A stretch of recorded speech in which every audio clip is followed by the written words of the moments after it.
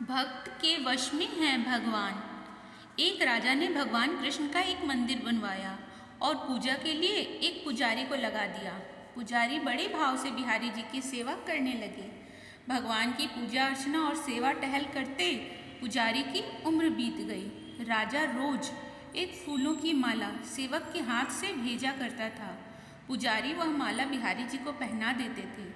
जब राजा दर्शन करने आता तो पुजारी वह माला बिहारी जी के गले से उतारकर राजा को पहना देते थे। यह रोज का नियम था। एक दिन राजा किसी वजह से मंदिर नहीं जा सका।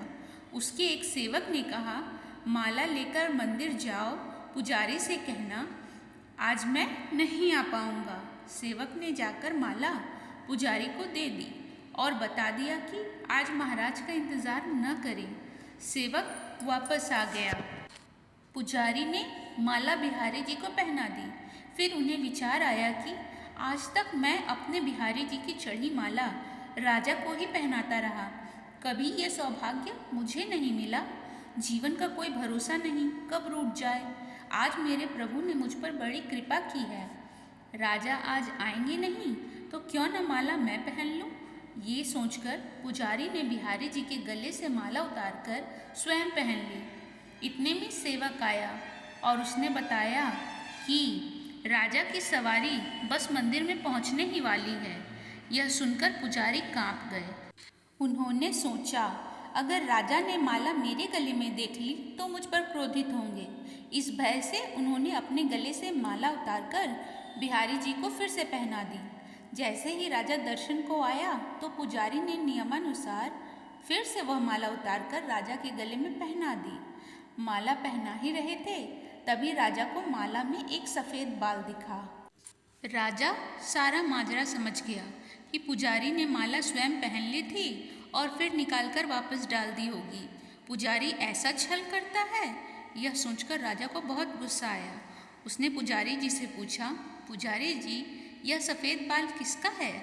पुजारी को लगा कि अगर सच बोलता हूँ तो राजा दंड दे देंगे, इसलिए जान छुड़ाने के लिए पुजारी ने कहा, महाराज यह सफ़ेद बाल तो बिहारी जी का है। अब तो राजा गुस्से से आग बबूला हो गया कि ये पुजारी झूठ पर झूठ बोले जा रहा है। भला बिहारी जी के बाल भी कहीं सफ़ेद होते हैं?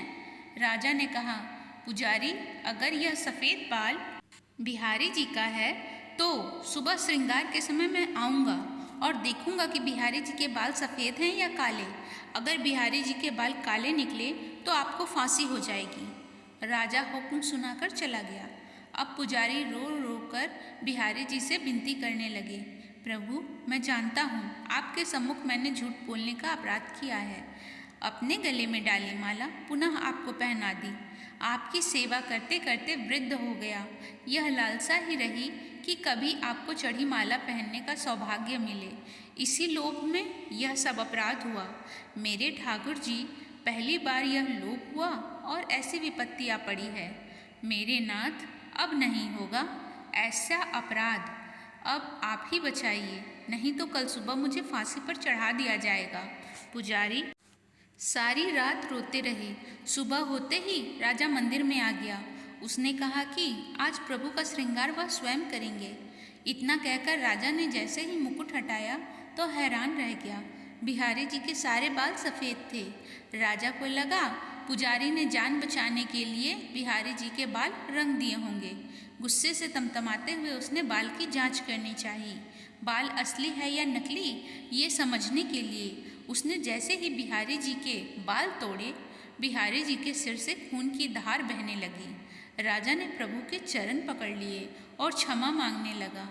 बिहारी जी की मूर्ति से आवाज़ आई, राजा तुमने आज तक मुझे केवल मूर्ति ही समझा, इसलिए आज से मैं तुम्हारे लिए मूर्ति ही हूँ। पुजारी जी मुझे साक्षात भगवान समझते हैं।